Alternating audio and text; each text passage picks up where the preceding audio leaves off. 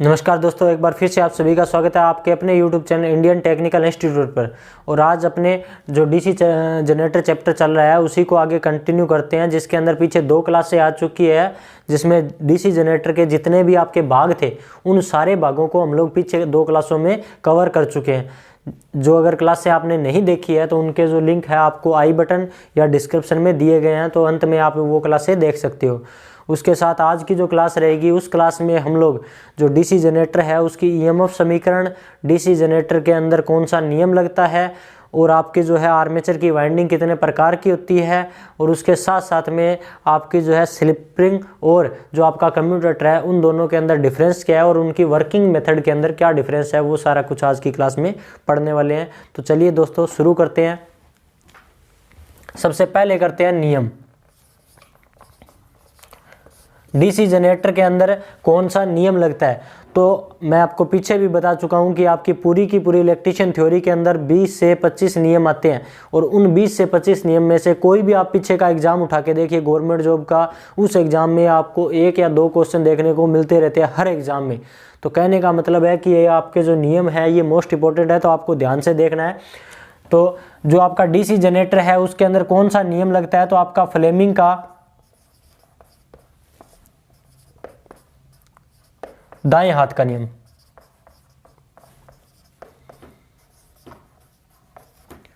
Fleming का दाएं हाथ का नियम। तो डीसी जनरेटर जो है उसमें आपका फ्लेमिंग का दाएं हाथ का नियम लगता है। मोस्ट इंपॉर्टेंट क्वेश्चन है और एग्जाम टाइम में पूछा जाता है, बार बार पूछा जाता है। क्यों पूछा जाता है?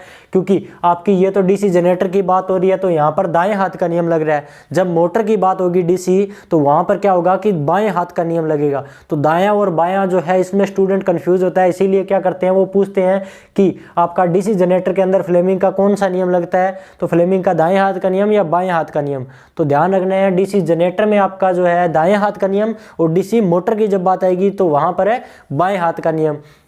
अब इस नियम में होता क्या है, तो इस नियम में क्या होता है कि जो आपका दायां हाथ है उस दाएं हाथ में आपका अंगूठा, तर्जनी और आपकी जो मध्य उंगली, अंगूठा, तर्जनी और आपकी जो मध्य उंगली है, इन तीनों को आपने अगर समकोण पर रखा है तो समकोण पर रखने के बाद में आपका जो अंगूठा होगा वो हमेशा चालक के घूमने की दिशा में, और आपकी जो मध्य उंगली तर्जनी होगी, ये तर्जनी जो है वो हमेशा फ्लक्स की दिशा में, और आपकी जो मध्य उंगली होगी ये हमेशा ईएमएफ की दिशा में होगी।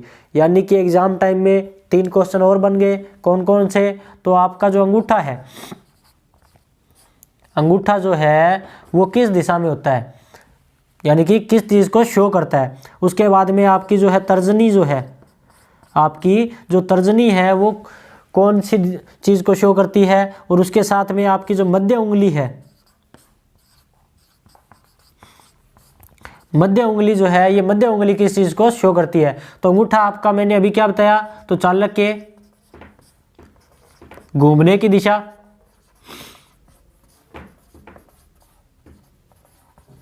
चालक के घूमने की दिशा, तर्जनी आपकी फ्लक्स की दिशा, आपकी जो मध्य उंगली है, मध्य उंगली क्या दर्शा रही है, तो मध्य उंगली आपकी ईएमएफ की दिशा, यानी कि जो पैदा हो रहा है उस है ईएमएफ की दिशा। 3 क्वेश्चन और बन गए। कौन कौन से? तो आपका फ्लेमिंग का जो दाएं हाथ का नियम है उसमें तर्जनी क्या दिखाती है, चालक के घूमने की दिशा, फ्लक्स की दिशा, ईएमएफ की दिशा क्या दिखाती है, तो आपकी जो है तर्जनी फ्लक्स की दिशा दर्शाती है। इस तरीके का क्वेश्चन रहेगा, और लैंग्वेज यही रहेगी, नाम चेंज होगा तो आंसर भी चेंज होता रहेगा। अब इसके अलावा एक अलग क्वेश्चन बनता है कि जो आपका डीसी जनरेटर है उसमें फ्लेमिंग का नियम यूज क्यों किया जाता है। तो डीसी जनरेटर में क्या पैदा हो रहा है, ईएमएफ पैदा हो रही है। तो डीसी जनरेटर में जो नियम यूज किया जाता है वो ईएमएफ की दिशा ज्ञात करने के लिए उपयोग किया जाता है, डीसी जनरेटर की बात आएगी तो। और डीसी मोटर में क्या होता है, डीसी मोटर में पैदा क्या होता है, तो हम लोग उसको करंट देते हैं, और करंट देने के बाद में वो क्या करती है, घूमती है। तो यानी कि वहां पर क्या चीज होगी, तो वहां पर आपके घूमने की दिशा, वहां पर आपका जो नियम है वो किस लिए उपयोग है, घूमने की दिशा ज्ञात करने के लिए, और यहां पर आपका ईएमएफ ज्ञात करने के लिए उपयोग किया जाता है। तो कंफ्यूज नहीं होना है, उम्मीद करता हूं समझ में आ गया है। रट्टाफिकेशन आपको नहीं करनी है, आपको समझना है, और एग्जाम टाइम में समझी हुई चीज आपको ज्यादा याद रहेगी। तो जल्दी से जल्दी नोट कर लीजिए। इसके बाद में हम लोग क्या करते हैं, तो इसके बाद में आपकी जो ईएमएफ है डीसी जनरेटर की, उस डीसी जनरेटर की ईएमएफ के बारे में पढ़ते हैं।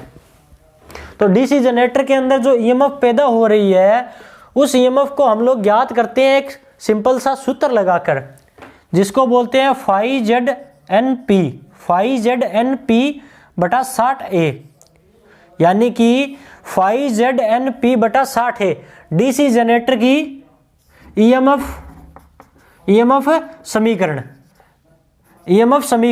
तो डीसी जनरेटर की आपकी क्या है, ये ईएमएफ समीकरण है। और एग्जाम टाइम में इससे रिलेटेड पेपर में पहला क्वेश्चन सीधा इसकी जो है आपका सूत्र से रहेगा, यानी कि आपको जो सूत्र दिया गया है वो सूत्र एग्जाम टाइम में पूछ लेता है कि डीसी जनरेटर में ईएमएफ का सूत्र क्या होता है।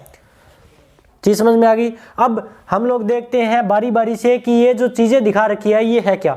तो इसमें आपका जो फाई है, फाई जो है वो क्या है, फ्लक्स है। फाई क्या है, फ्लक्स है। जेड क्या है, जेड क्या है, तो जेड है आपकी यहां पर चालकों की संख्या।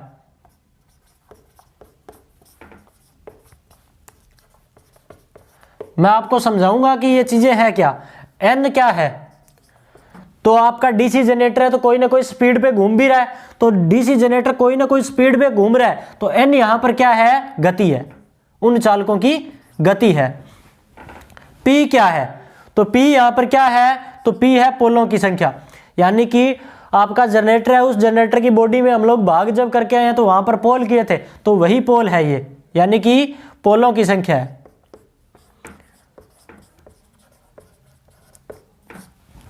अब इसके बाद में ए क्या है, तो ए यहां पर क्या है, समांतर पथों की संख्या है।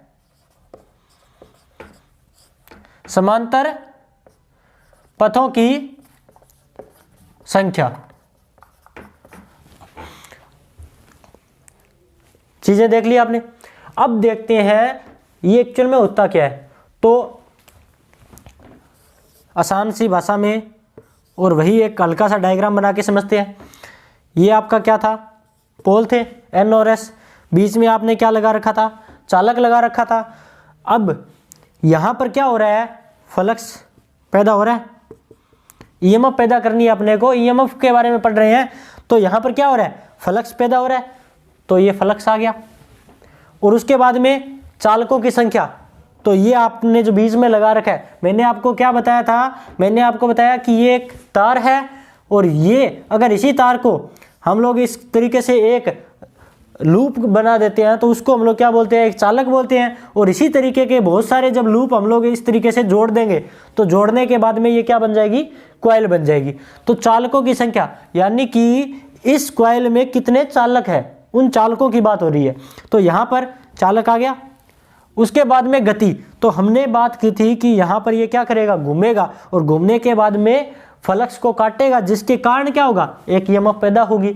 तो यहां पर आपका जो है गति भी जरूरत पड़ रही है, तो गति भी आ गई। इसके बाद में पोल, तो ये आपने दो पोल भी लगा रखे, तो पोल आ गए। अब ये समांतर पथ क्या है, समांतर पथ क्या है, तो ये जो आपकी कॉइलें होंगी ना, इन कॉइलों को पहले आपने क्या कर रखा है, इन चालकों को सीरीज में जोड़ रखा है। इसके बाद में इसी तरीके की कई प्रकार की कॉइलें, उनको समांतर में जोड़ा जाता है। तो कितने प्रकार के आपने कितने जो है भागों के अंदर, यानी कि कितने समांतर पथ बनाए, कितने समांतर रास्ते बनाए हैं, उनके बारे में बात हो रही है। तो समांतर जो है पथों की संख्या की बात आ गई। अब चीज जो है आपको उम्मीद करता हूं समझ में आ गया होगा। अब क्या होता है कि एग्जाम टाइम में पहला क्वेश्चन तो सूत्र दे के पूछ लेता है कि डीसी जनरेटर की ईएमएफ का समीकरण का सूत्र क्या है। अब इसके बाद में डीसी जनरेटर के ईएमएफ समीकरण के बारे में तो पूछ लेता है, लेकिन इसमें क्या होता है कि दो चीजें होती है कि आपका जो ईएमएफ है, उस ईएमएफ के अंदर देखो पैदा करने के लिए आपने जब मशीन बनाई, जब आपने डीसी जनरेटर बनाया, तो बनाते टाइम क्या होगा कि आपने जो पोल थे उन पोलों को क्या कर दिया, फिक्स कर दिया। पोल अगर आपके फिक्स हो गए, अगर ये चीज अगर आपकी फिक्स हो गई, तो फिक्स होने के बाद में आपका जो फ्लक्स पैदा हो रहा है, आपका जो फ्लक्स पैदा हो रहा है, तो वो फ्लक्स जो है वो भी फिक्स हो जाएगा। उसके बाद में आपने जब जनरेटर बनाया तो बनाते टाइम क्या था, समांतर पथों की संख्या भी फिक्स कर दी होगी, यानी कि आपने पोलों की संख्या फिक्स कर दी, समांतर पथों की संख्या फिक्स कर दी, तो चालकों की संख्या फिक्स होगी तो समांतर पथों की संख्या भी फिक्स हो जाएगी। तो अब इसमें क्या होता है कि आपका जो है ईएमएफ किसके ऊपर डिपेंड करती है, ईएमएफ किसके ऊपर निर्भर करती है, इसके बारे में एग्जाम टाइम में क्वेश्चन है पूछ लिया जाता है। तो एग्जाम टाइम में पूछ लिया जाता है तो स्पीड, फ्लक्स, स्पीड, गति और 60, ये भी आपका फिक्स है, ये भी आपका क्या है, फिक्स है। तो इनके बारे में एग्जाम टाइम में क्वेश्चन रहता है, क्योंकि हम लोग क्या कर सकते हैं, सप्लाई दे के और सप्लाई देने के बाद में जो है फ्लक्स की मात्रा को घटा बढ़ा सकते हैं, और स्पीड जो है उसको प्राइम मूवर के द्वारा क्या कर सकते हैं, बढ़ा या घटा सकते हैं। तो एग्जाम टाइम में वो पूछ लेता है। तो ये जो दो चीजें हैं इनके ऊपर भी आपकी जो है निर्भर करती है। आपने अगर डीसी जनरेटर बना दिया है तो बनाने के बाद में जो है आपको अगर फ्लक्स या ईएमएफ को बढ़ाना या घटाना है, तो ईएमएफ को बढ़ाना या घटाना है तो इन दोनों चीज़ों में चेंज करके ही हम लोग जो है ईएमएफ को बढ़ा या घटा सकते हैं। इसके अलावा कोई भी दूसरा ऑप्शन अपने पास नहीं है। अगर आपको शुरुआती टाइम में ही ईएमएफ बढ़ाना है तो आपके पास रास्ते भी है। आप पोलों की संख्या बढ़ा लो, तो पोलों की संख्या बढ़ाओगे तो फ्लक्स बढ़ जाएगा। चालकों की संख्या बढ़ा लो तो ज़्यादा चालक काटेंगे तो ये जो है आपका ईएमएफ बढ़ जाएगा। तो यानी कि शुरुआती टाइम में तो आप ईएमएफ को बढ़ा सकते हो, लेकिन जब आप शुरुआत करने के बाद में जब आपका जनरेटर बनकर तैयार हो गया है तो उसके बाद में उसमें कोई भी चेंजेस नहीं कर सकते हो। तो अब ये आपका फिक्स होता है, ये फिक्स होता है, ये फिक्स होता है, ये फिक्स होता है, लेकिन समस्या आती है इस चीज़ की, समस्या इस चीज़ की आती है। इसमें क्या समस्या आती है तो वो मैं आपको बताता हूँ। तो इसमें समस्या आती है एक्चुअल में A बराबर P, ये आपने अगर कहीं देखा हो तो देखा होगा। तो जब भी हम लोग डीसी जनरेटर की ईएमएफ समीकरण करते हैं तो उसमें क्या होता है, A बराबर P, ये एक चीज़ आती है, लेकिन एक्चुअल में है क्या ये, तो ये एक्चुअल में आपकी ये जो आर्मेचर की जो वाइंडिंग है ना, ये कॉइल जो आपने लगा रखी है, ये आपकी जो कॉइल है या आर्मेचर वाइंडिंग है, तो ये एक्चुअल में दो तरीके से स्थापित की जाती है। दो तरीके की होती है, जिसको बोला जाता है, ये नोट कर लीजिए पहले,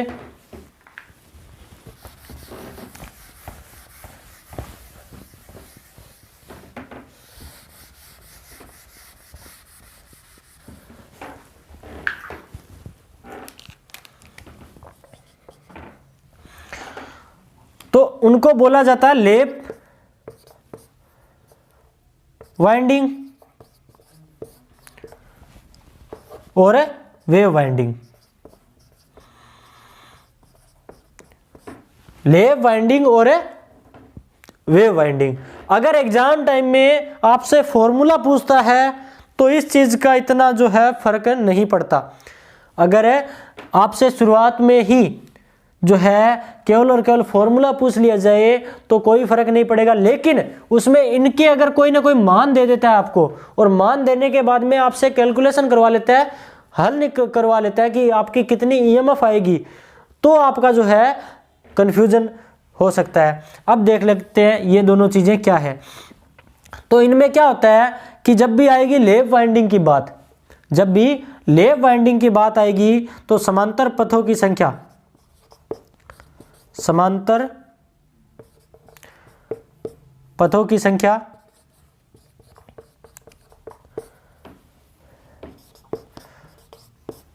पोल के बराबर होती है।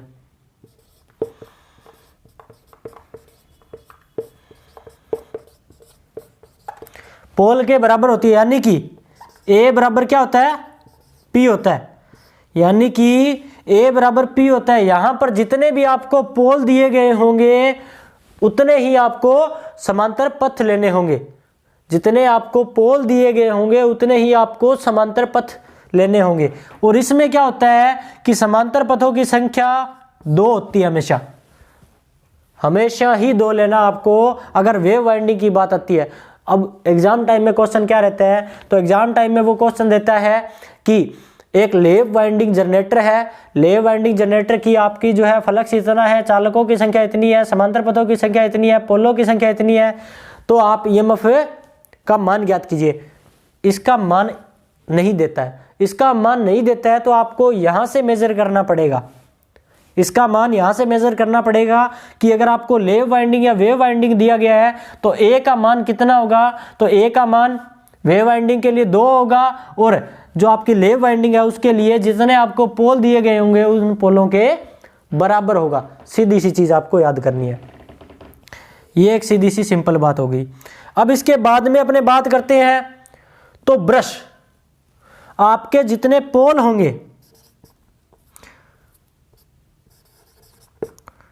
जितने पोल होंगे उतने ही आपके ब्रश उपयोग किए जाएंगे, यानी कि आपके जितने भी पोल बने होंगे उतने ही आपके जो ब्रश है वो उपयोग किए जाएंगे, यानी कि जितने समांतर पथ होंगे उनके ऊपर डिपेंड करता है। और इसके अंदर आपके जो है हमेशा 2 ही आपके जो है ब्रश उपयोग किए जाते हैं। अब लेव वाइंडिंग जनरेटर का उपयोग किस लिए किया जाता है, तो अधिक करंट, ये मोस्ट इंपॉर्टेंट है, अधिक करंट कम वोल्टेज,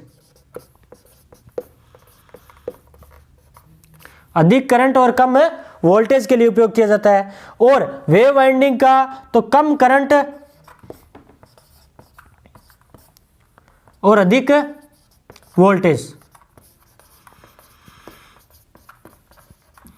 कम करंट और अधिक वोल्टेज के लिए आपका जो है वेव वाइंडिंग जनरेटर उपयोग किया जाता है। अब पेपर में एक आपको कम करंट और अधिक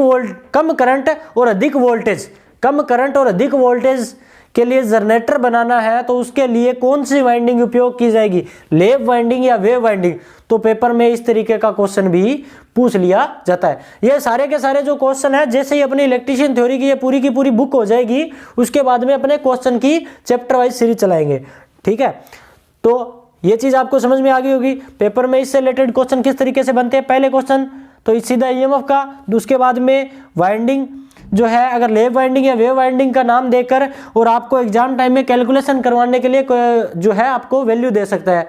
उसके बाद में वो पूछ सकता है कि समांतर पथों की संख्या 2 किस में होती है, वेव वाइंडिंग में होती है या फिर लेव वाइंडिंग में समांतर पथों की संख्या कितनी होगी, पोलों की संख्या के बराबर होगी, या बोल देगा कि लेव वाइंडिंग जनरेटर है 8 पोल है तो समांतर पथों की संख्या कितनी होगी, तो 8 ही होगी, वही चीज़ है। उसके बाद में लेव वाइंडिंग जनरेटर कम वोल्टेज और अधिक करंट के लिए, कम करंट और अधिक वोल्टेज के लिए। तो नोट कर लीजिए जल्दी से जल्दी, स्क्रीनशॉट ले लिया करिए।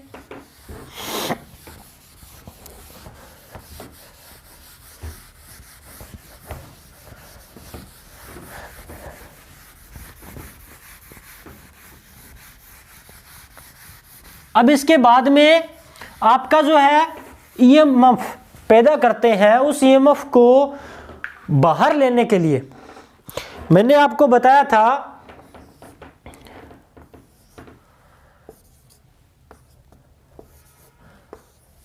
कि जब हम लोग यहां से पैदा करेंगे ना, पैदा करने के बाद में हमको यहां पर इन टर्मिनलों पर हमेशा एसी यानी कि अल्टरनेटिंग करंट मिलता है, एसी, और हमें कौन सी चाहिए, डीसी चाहिए। तो यहां पर हम लोग क्या करते हैं, कम्यूटेटर उपयोग करते हैं। तो एसी के लिए एग्जाम टाइम में सीधा सिंपल क्वेश्चन आता है, तो slip ring, slip ring, AC के लिए स्लिप रिंग और डीसी के लिए कम्यूटेटर, कम्यूटेटर बोल देते हैं, दिक् परिवर्तक बोल देते हैं,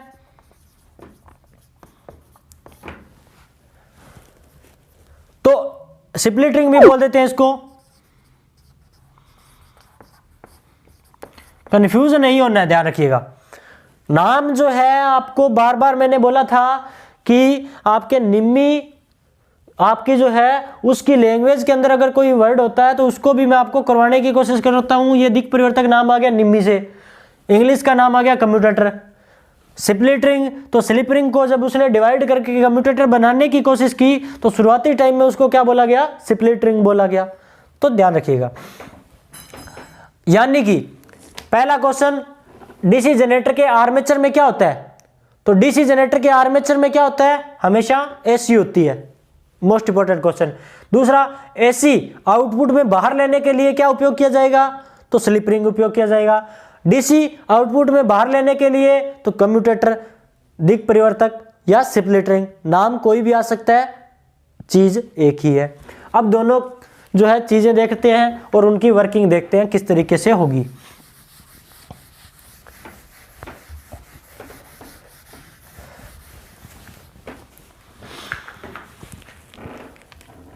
डायग्राम आपको जो है दिख रहे होंगे, दोनों के चित्र आपको स्लिप रिंग और जो है कम्यूटेटर दोनों के दिख रहे होंगे।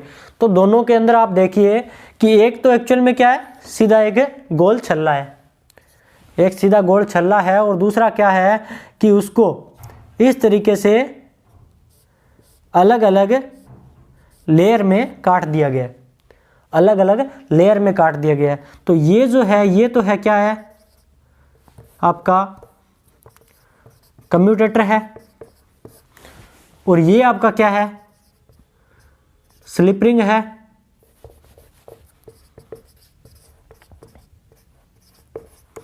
ये आपका क्या है, स्लिप रिंग है। अब बात करते हैं स्प्लिट रिंग की। तो स्प्लिट रिंग की जब भी बात करेंगे तो ये जो है इसी तरीके से होगी, लेकिन इसको एक्चुअल में क्या किया गया है,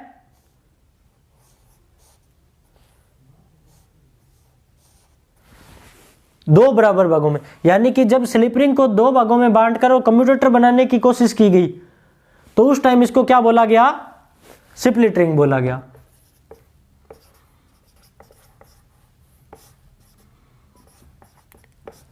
स्प्लिट रिंग बोला गया। अब कम्यूटेटर बनाना है तो इसको और अधिक भागों में क्या करना है, डिवाइड करना है। वो क्यों करना है वो मैं आपको वर्किंग के जरिए समझाने की कोशिश करता हूं।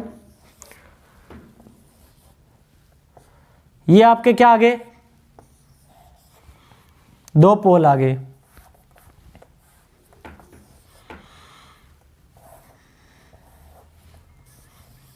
ये दो पोल आगे N और S, दो पोल आगे, और पोलों के बीच में हमने क्या रखा है, चालक रखा हुआ है। अब देखिए शुरुआती जब टाइम रहेगा, इसको हटाते हैं, हाथ से समझाते हैं। ये आपका क्या फ्लक्स है,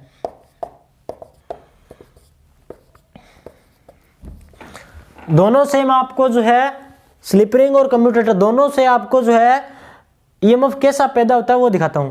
तो इसमें क्या होता है कि शुरुआती टाइम में आपका चालक, आपका शुरुआती टाइम में चालक यहां पर इस जगह पर इस तरीके से स्थिर पड़ा है, ठीक है, इस तरीके से पड़ा है, इस तरीके से पड़ा मान लीजिए, तो इस तरीके से पड़ा है। इसका मतलब क्या है, ये जो पूरा का पूरा फ्लक्स है ये इसके संपर्क में आया हुआ है, ये पूरा का पूरा फ्लक्स इसके संपर्क में आया हुआ है, लेकिन आपका जो ईएमएफ है वो ईएमएफ कितना है, जीरो है। क्यों जीरो है, क्योंकि इसके अंदर कोई भी गति नहीं है, इसमें कोई भी आपकी गति नहीं है। जब हम लोग इसको घुमाएंगे और घुमाने के बाद में आप इस जगह पर लेकर आएंगे, तो इस जगह पर लाने का मतलब क्या है कि यहां से घूमकर जब इस तरीके से यहां पर ये घूमा है तो घूमने के दौरान इसने क्या किया है, फ्लक्स को काटा है, फ्लक्स को काटा और कितना काटा है, तो 90 डिग्री तक काटा है। यानी कि फ्लक्स को काटा और कितना काटा है, तो 90 डिग्री तक काटा है, 90 डिग्री तक काट दिया। अब इसके बाद में हमारा जो है कहां पर है, इस जगह पर है। अब इसके बाद में हम लोग इसको फिर से इस तरीके से यहां पर घुमाएंगे, घुमाने के बाद में ये देखिए फिर से इसने 90 डिग्री काटा, 90 डिग्री काटने के बाद में यहां पर आ गया। यहां पर आने के बाद में हम लोग क्या करेंगे, फिर से जब इसको घुमाएंगे, घुमाने का मतलब क्या है, ये जो है विपरीत दिशा में काट रहा है, विपरीत दिशा में काट रहा है। इसका मतलब क्या है कि ये विपरीत दिशा में 90 डिग्री जो है फ्लक्स को काट रहा है। जब हम लोग इस तरीके से काटेंगे तो उसके बाद में अगला राउंड आएगा, तो अगला राउंड आते ही इस तरीके से, तो आपने एसी की जो वेव फॉर्म देखी होगी, एसी की जो वेव फॉर्म होती है वो इस तरीके से बनी होती है। क्यों बनी होती है, क्योंकि जो चालक है वो चालक जब इस तरीके से काटता है तो काटने के दौरान जिस तरीके से फ्लक्स को काटता है, जब ये यहाँ पर होता है तो ज़्यादा, सबसे ज़्यादा फ्लक्स काटता है, तो इसलिए 90 डिग्री के एंगल पे होता है। उसके बाद में जब बिल्कुल जीरो काटता है तो बिल्कुल जीरो आ जाता है। उसके बाद फिर से 90 डिग्री पर काटता है, सबसे अधिकतम काटता है 90 डिग्री पर फ्लक्स को, तो 90 डिग्री पर सबसे अधिकतम हो जाता है, फिर से जीरो हो जाता है तो फिर से जीरो हो जाता है। इस तरीके से आपका जो फ्लक्स है वो कटता है और आपकी एसी जो होती है उस एसी की वेव फॉर्म में ऐसे बनती है। यानी कि एसी उपयोग करने के लिए क्या यूज करते हैं, स्लिप रिंग, और डीसी यूज करने के लिए क्या उपयोग करते हैं, कम्यूटेटर। तो कम्यूटेटर की वर्किंग भी अभी देखते हैं। तो अब जब हम लोग यहाँ पर चालक से स्लिप रिंग लगा लेंगे तो स्लिप रिंग लगाने के बाद में क्या होगा कि जो ईएमएफ पैदा होगी, स्लिप रिंग लगाने के बाद में जो ईएमएफ पैदा होगी वो ईएमएफ हमेशा इस तरीके की हमें मिलती रहेगी। ये तो चीज़ हो गई आपकी स्लिप रिंग की। अब देखते हैं कम्यूटेटर की। तो कम्यूटेटर में क्या है, कम्यूटेटर या फिर स्प्लिट रिंग देखते हैं। पहले स्प्लिट रिंग समझ में आएगा। स्प्लिट रिंग देखते हैं। स्प्लिट रिंग में क्या होगा कि यहाँ पर है, अभी अपना जो चालक है वो क्या है, यहाँ पर है, इस स्थिति में है, और जब हम लोग इसको घुमाएंगे यानी कि यहाँ पर चला जाएगा। जब ये जाने का मतलब क्या है, ये फ्लक्स को कितना काट रहा है, 0 से 90 डिग्री काट रहा है, 0 से 90 डिग्री काट रहा है। और 90 डिग्री काटने के बाद में जब हम लोग इस जगह पे घुमाएंगे तो कितना काट रहा है, अधिकतम काट रहा है। और हम लोग क्या करते हैं, यहां पर 2 ब्रश लगे होते हैं, 2 ब्रश लगे होते हैं आउटपुट लेने के लिए, 2 आउटपुट लेने के लिए ब्रश लगे होते हैं। तो आप देखिए जब ये घूमकर ये भी इसके साथ में घूमेगा और घूमने के बाद में ये जो रहेगा वो इसके संपर्क में आ जाएगा, और ये जो था ये इसके संपर्क में आ जाएगा। इसका संपर्क में आने का मतलब क्या है, जब ये माइनस की तरफ जाएगा तो उस टाइम आपकी जो वेव फॉर्म बनेगी ये बनेगी। यानी कि ये जब इस स्थिति में जब आप फ्लक्स काटोगे और स्प्लिट रिंग जब लगाओगे तो स्प्लिट रिंग लगाने के बाद में आपका एक जो ब्रश रहेगा वो हमेशा प्लस के, और दूसरा जो ब्रश रहेगा वो हमेशा क्या रहेगा, माइनस के संपर्क में रहेगा। एक प्लस के संपर्क में और एक माइनस के संपर्क में। ये स्प्लिट रिंग की कहानी है। अब इसके बाद में कम्यूटेटर की। तो स्प्लिट रिंग को ही ये क्या कर रहा है, छोटे छोटे अलग अलग भागों में काटने के बाद में ये वाली चीज बन गई, ये वाली चीज बन गई। अब क्या हो रहा है कि यहां पर इसने ब्रश लगा रखे हैं, इसमें तो आपके कम्यूटेटर के या 2 सेगमेंट थे और यहां पर आपके बहुत सारे सेगमेंट है। और आपने जितनी भी आपकी कॉइल होती है, आपकी जितनी भी कॉइल होती है उस कॉइल के जितने भी सिरे होते हैं वो सारे के सारे यहाँ पर सोल्डरिंग किए होते हैं। तो आपकी जो कॉइलें जितनी होगी उतनी सारी कॉइलों के यहाँ पर क्या किए जाते हैं, सिरे सोल्डरिंग किए जाते हैं। अब देखिए क्या होता है इस कंडीशन में। तो इस कंडीशन में आपका होता है ये है कि शुरुआत में ये आपको पहली कॉइल, जैसे आपने पहली कॉइल ने आपको ईएमएफ दे दिया, उसके बाद में दूसरी कॉइल ने आपको ईएमएफ दे दिया यहाँ पर, क्योंकि ये जब कम्यूटेटर घूमेगा तो सेगमेंट चेंज होते रहेंगे। तो सेगमेंट चेंज होने का मतलब क्या है कि आपको अगली कॉइल ईएमएफ देती रहेगी, अगली कॉइल देती रहेगी, अगली कॉइल देती रहेगी। तो आपका जो वेव फॉर्म बनता है तो वेव फॉर्म ऐसे बनता है, ऐसे बनता है, जिसको हम लोग ज़्यादातर आपने देखा होगा, जिसको अपने प्योर डीसी बोलते हैं। प्योर डीसी की वेव फॉर्म के लिए आपको ये जो साइन है वो देखने को मिलता होगा, ये साइन आपको देखने को मिलता होगा।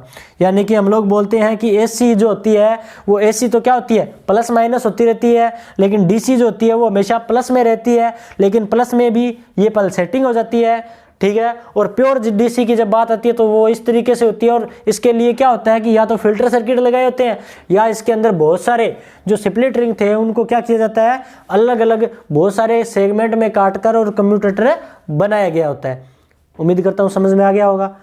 यानी कि ये आपकी किसकी कहानी है, तो ये एक आपके स्लिप रिंग और जो कम्यूटेटर है उन दोनों की कहानी है। एग्जाम टाइम में आपसे नहीं पूछेगा कि जो कम्यूटेटर है उसकी वर्किंग क्या है या स्लिप रिंग है उसकी क्या वर्किंग है, एग्जाम टाइम में क्वेश्चन है नहीं पूछेगा। लेकिन अगर आपको समझ में आता है तो बहुत इंपॉर्टेंट चीज़ है, क्योंकि इससे आपको ये पता चल जाएगा और भूलोगे नहीं कि जब एसी की जब भी बात आएगी तो आपके स्लिप रिंग उपयोग किए जाएंगे और जब भी डीसी की बात आएगी तो कम्यूटेटर उपयोग किए जाएंगे।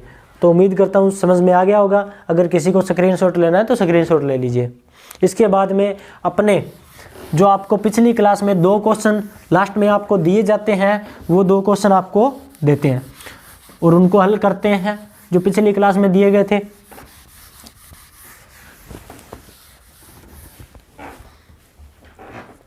हाँ जी, तो आपको जो पिछली क्लास के अंदर पहला क्वेश्चन दिया गया था, जो कमेंट सेक्शन के अंदर आपको कमेंट करना था, वो क्या था कि ट्रिकल चार्जिंग विधि का उपयोग, ट्रिकल चार्जिंग विधि का उपयोग कौन से दोष को दूर करने के लिए किया जाता है। तो ट्रिकल चार्जिंग जो विधि थी वो मैं आपको पीछे की जो है क्लासेज डीसी आपका जो है सेल चैप्टर, उस सेल चैप्टर की जो क्लासें आई थी, उन सेल चैप्टर की क्लासों के अंदर आपको करवा चुका हूं कि ट्रिकल चार्जिंग विधि क्या थी कि आपकी 2 से 3% जो है विद्युत धारा देकर हम लोग क्या करते थे, बैटरी को चार्ज करते थे। क्यों करते थे? क्योंकि बैटरी जो थी वो लंबे टाइम से बंद पड़ी रहती थी, बैटरी लंबे टाइम से बंद पड़ी रहती, तो उसमें तो सल्फेशन यानी हार्ड सल्फेशन या दृढ़ गंधकता का दोष पाया जाता था। तो यानी कि पहले जो क्वेश्चन है उसका आंसर क्या है, hard sulphation, hard sulphation, hard sulphation या फिर दृढ़ गंधकता जिसको बोलते हैं, उस दोष को दूर करने के लिए यह विधि उपयोग की जाती है। दूसरा आपका क्वेश्चन क्या है, तो नाइक्रोम, नाइक्रोम किन 2 धातुओं की मिश्र धातु है, नाइक्रोम में किन 2 धातुओं की मिश्र धातु है? तो नाइक्रोम जो है 80% निकल और 20% क्या है, क्रोमियम, 20% क्रोमियम, 80% निकल और 20% आपकी क्रोमियम जो धातु है, उन 2 धातुओं की मिश्र धातु के रूप में आपकी जो नाइक्रोम धातु है उसको बनाया गया है। और एग्जाम टाइम के लिहाज से ये मोस्ट इंपोर्टेंट क्वेश्चन है। 2 क्वेश्चन इसमें बनते हैं, पहले तो दोनों का मिश्रण पूछ लिया जाता है और दूसरा क्वेश्चन क्या बनता है, तो दूसरा क्वेश्चन बनता है कि किन 2 धातुओं की मिश्र धातु है, तो निकल और क्रोमियम जो 2 धातु है उनका मिश्र धातु के रूप में उपयोग किया जाता है। आज का जो आपका पहला क्वेश्चन है जिसको आपको कमेंट सेक्शन के अंदर कमेंट करना है, ये जो क्वेश्चन है इनको आप कमेंट जरूर कीजिए, क्योंकि इसी से मेरे को पता लगता है कि आपने जो क्लास है उसको पूरा लगाया है। तो आज का आपका पहला क्वेश्चन है कि विद्युत रासायनिक तुल्यांक, विद्युत रासायनिक तुल्यांक का सूत्र लिखिए।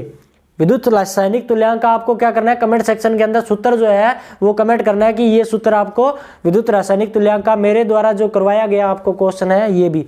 इसके बाद में आज का दूसरा आपका क्वेश्चन क्या है, तो आज का आपका दूसरा क्वेश्चन है कि विद्युत धारा की गति, विद्युत धारा की गति कितनी होती है, विद्युत धारा की गति कितनी होती है, ये आपको कमेंट सेक्शन के अंदर कमेंट करना है। तो जल्दी से जल्दी कमेंट कर दीजिए मेरे दोस्तों। और आज की क्लास आपको कैसी लगी, लाइक और कमेंट करके मुझे ज़रूर बताएं।